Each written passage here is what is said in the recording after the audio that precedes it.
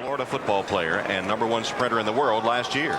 Well, we will never forget, Tom, the build-up, the drama to 2000 Olympic trials, the 200-meter final. It was supposed to be the moment of Mo Green and Michael Johnson, but it was John Capel who had the start of his life.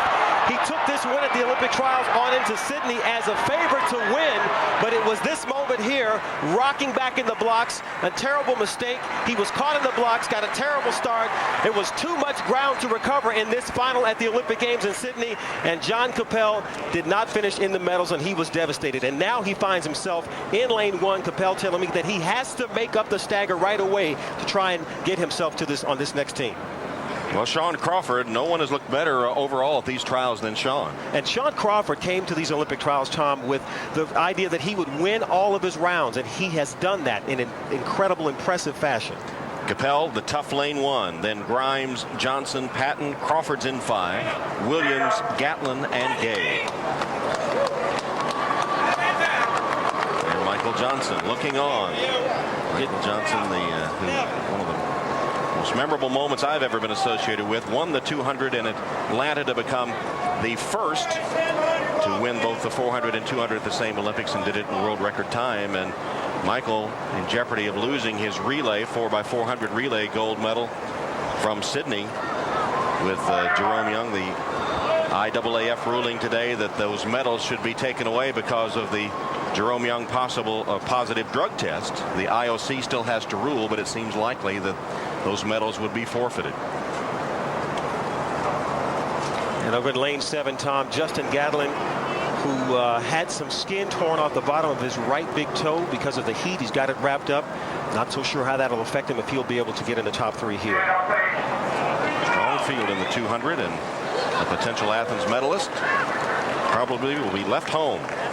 He's told to stand up out of the blocks. That's a look at Justin Gatlin.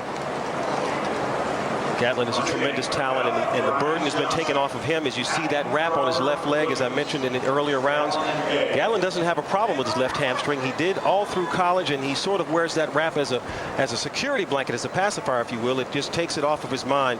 But tremendous talent here. Shawn Crawford, who has been one of the sprint stars here, and he has had an unbelievable run. 7 events he's run on this track. In the 100 he ran 10:08, 10:08, 9:93, 9:93. And in the 200 so far, he's run 19:88, 20:09, 20 flat, and he's asking his body one more time to deliver one big performance to get him to Athens on this team. Is that no respect? He had a hand-lettered Crawford sign on the front of his singlet, not printed out. Back in the blocks. Top 3 to Athens. And there's the start. And Shawn Crawford is away well. Capel's got that tough inside lane, and he's off to a great start, however. Here they come for the home straightaway. And Capel said he'll pick him up, and if he gets beat in the end, that's everybody's problem. But look at Shawn Crawford. And Bernard Williams, here they come to the line, and it's going to be Shawn Crawford. Crawford, who ran the fastest first round ever at the trials competition, 1988. Earlier, comes back and blazes off the turn and wins it in 19.99. Shawn Crawford has shown us nothing but power, and more power as he's run the 100 and the 200. Here he is leading the way after 7 rounds, and look at Justin Gatlin coming up on the outside here in lane 7. He got lucky with that lane, and Bernard Williams here pulling up for 3rd in the back, and an amazing performance by all these guys considering the heat and the great chance that you have some sort of dehydration with all of this heat and all the sweating that's going on. Now, I want you to look here on the inside of this track. Right there in lane 1 is John Capel. He did what he had to do. He got stuck in that bad lane, and he tried to make up the distance. But he was no match for Shawn Crawford, who was able to get out in front and somehow relax. Justin Gatlin on the outside, able to hold his form. And so now these 2 young men, Williams and Gatlin, Crawford and Gatlin, will double in Athens, 100 meters and 200 meters. And the spikes into the crowd.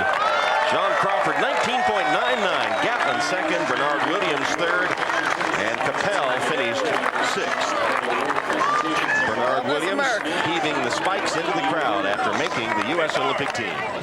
And doing their best to catch their collective breath. And these 2 gentlemen, Shawn Crawford and Justin Gatlin, are training buddies, best of friends, and now have the dream of competing in not 1 but 2 Olympic events. Let's start with you, Justin. Your thoughts?